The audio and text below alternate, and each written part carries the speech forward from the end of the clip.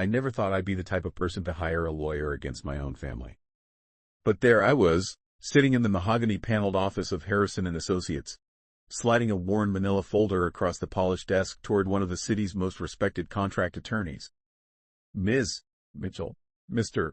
Harrison said, adjusting his wire-rimmed glasses as he examined the documents, "this is quite straightforward.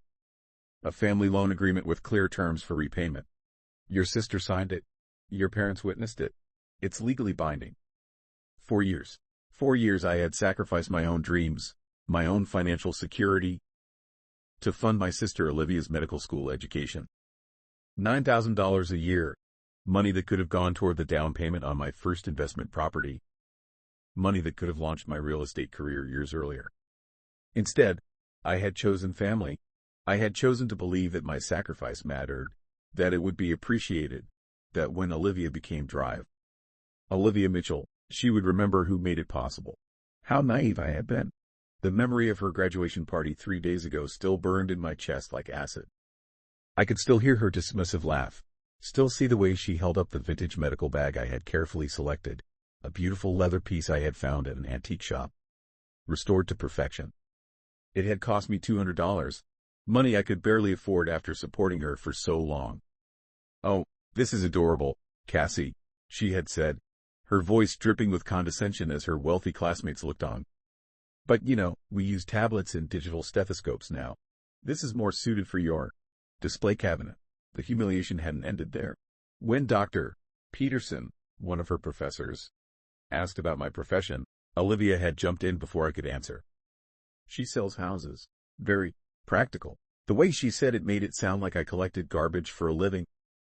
Her friends had laughed, those privileged kids who had never worked a day in their lives, who had trust funds and family connections handed to them on silver platters. But it was my mother who delivered the killing blow. Rebecca Mitchell, the woman who had raised me to be the responsible one, the supportive one, the one who always put family first, had leaned in close and whispered just loud enough for my boyfriend Elliot to hear, "You don't really belong here, Cassandra. Maybe you should go chat with the catering staff. They'll understand you better." That was the moment something inside me snapped. Not broke, snapped, like a rubber band stretched too far. I felt something fundamental shift in my chest. Elliot had grabbed my hand and pulled me out of that restaurant, his jaw clenched with fury. "The ingratitude of those people is breathtaking," he had said as we drove home in silence. Now, 3 days later, I was taking action. "What are my options?" I asked Mr. Harrison. "Well, you can demand immediate repayment according to the terms of the contract. The agreement states that repayment begins within 1 year of Dr. Mitchell obtaining employment. According to her LinkedIn profile, she's already secured a residency position at Metropolitan General Hospital." I nodded. I had done my homework. Olivia was earning $60,000 a year as a first-year resident. Not wealthy, but certainly enough to begin honoring her debt to me. What if they refuse to pay? Then we file a lawsuit. And here's where it gets interesting. To prove their ability to pay, we can request full financial disclosure. Bank statements, assets, spending habits. Everything becomes public record. I thought about my parents' expensive car, their recent kitchen renovation, the designer clothes my mother wore to charity events. I thought about Olivia's social media posts from her European vacation last summer, a vacation taken while I was eating ramen noodles to make ends meet so I could send her money for textbooks. "There's something else," I said, pulling out a second folder. "Something I discovered yesterday. For months, I had wondered how Olivia had managed to secure such a prestigious research position during her 3rd year. The competition was fierce, and while she was smart, she wasn't brilliant. Something had nagged at me, so I had called in a favor from my friend Marcus, who worked in academic fraud investigation. What he found made my blood run cold. She used my money to pay someone to write her research paper, I told Mr. Harrison, the paper that got her the internship that led to her current position. I have bank records showing payments to an essay mill service, and I have testimony from the actual writer. Mr. Harrison raised an eyebrow. Academic fraud is a serious matter. This could end her career before it begins. I know. What do you want to do with this information?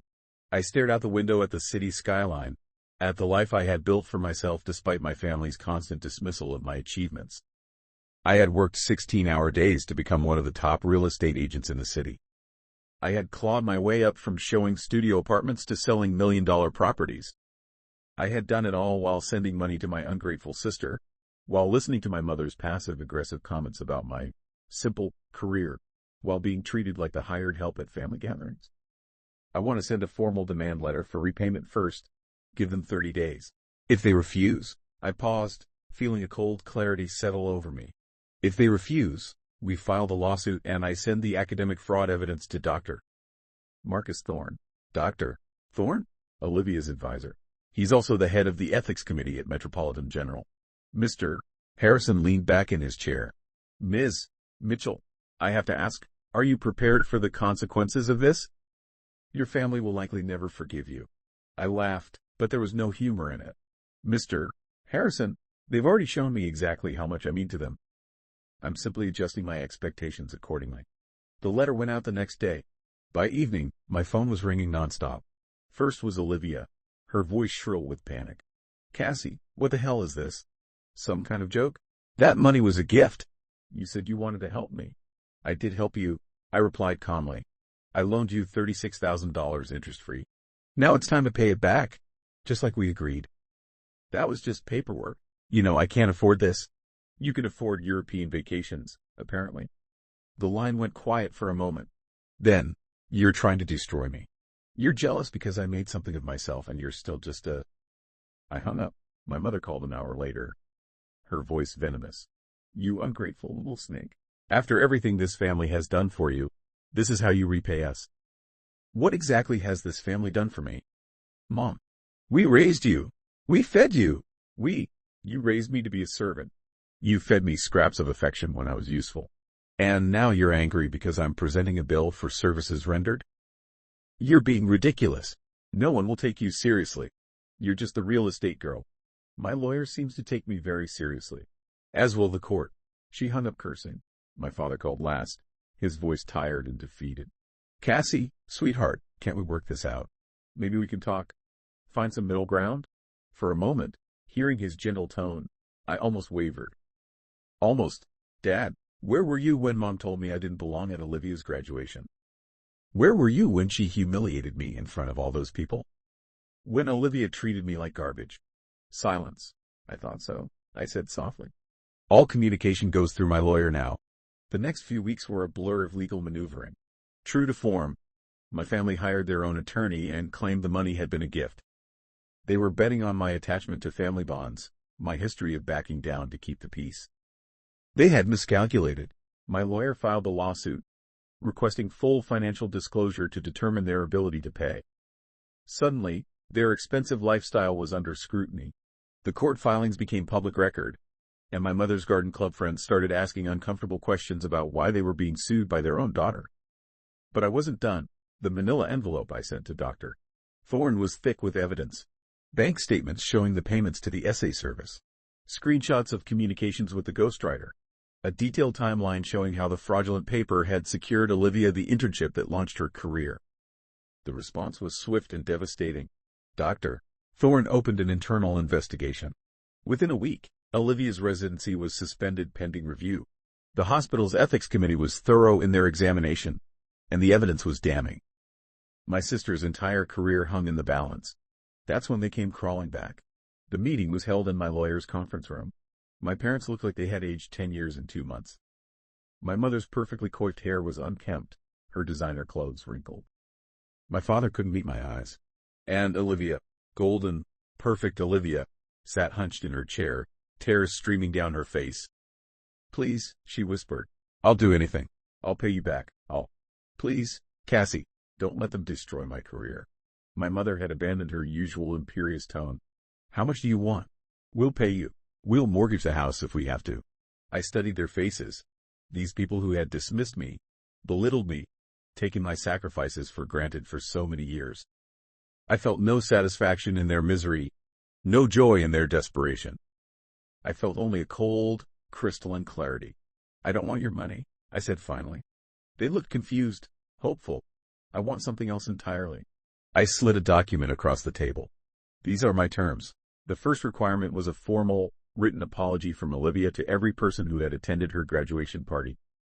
She would acknowledge that her success was built on my financial sacrifice, and she would publicly apologize for her treatment of me.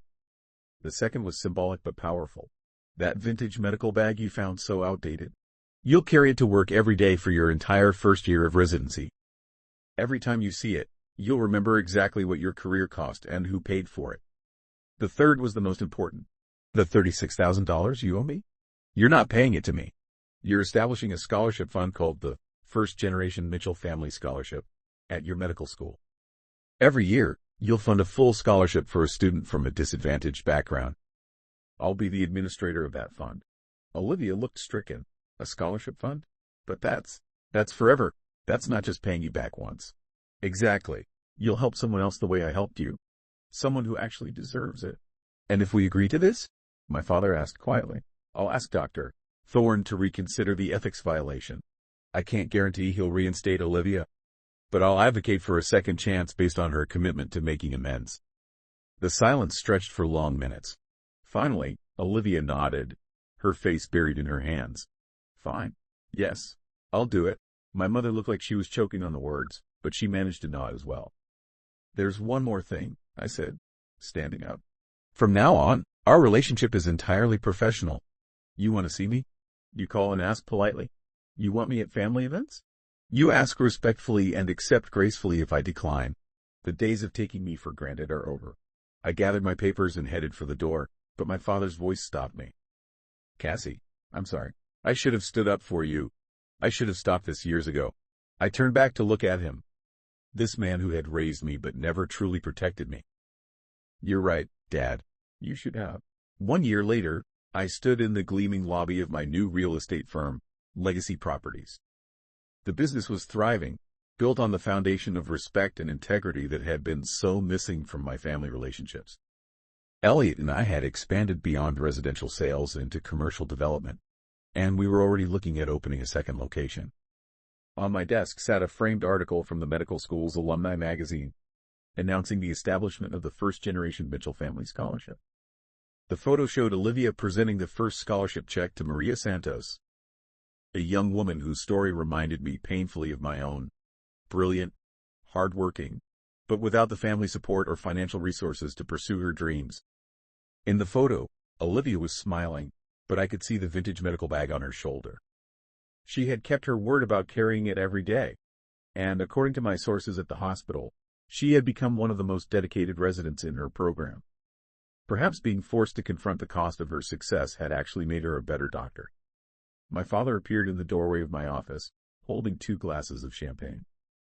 It was the grand opening celebration for Legacy Properties, and despite everything, I had invited him. He was the only member of my family who had come. I'm proud of you, he said simply, handing me a glass. Not just for the business, but for having the courage to stand up for yourself. I should have taught you that, but I'm glad you learned it anyway. I accepted the champagne and looked around at the life I had built, the successful business, the healthy relationship with Elliot, the respect of my colleagues and clients. For the first time in my adult life, I wasn't supporting anyone else's dreams at the expense of my own. You know what the funny thing is, Dad? I said, raising my glass. They thought they were discarding me, treating me like I was worthless. But they were wrong. I was never the discarded legacy. I was always the one creating it. We drank to that truth, and as I looked out at the city lights beginning to twinkle in the evening sky, I felt something I hadn't experienced in years. Complete and utter contentment with my choices. I had learned that sometimes the most loving thing you can do for your family is to stop enabling their worst behaviors. Sometimes the most respectful thing you can do for yourself is to demand the respect you deserve. And sometimes, the best revenge isn't revenge at all. It's building something so beautiful, so successful, so undeniably valuable that no one can ever question your worth again. The scholarship fund would help dozens of students over the years. Olivia would carry that medical bag until it was worn and weathered, a daily reminder of the price of her success. And I would continue building my legacy, not the discarded one they had thrown away, but the one I had claimed for myself. As I stood there in my own company, surrounded by people who valued my contributions and respected my achievements, I realized that being discarded by my family wasn't the end of my story. It was the beginning.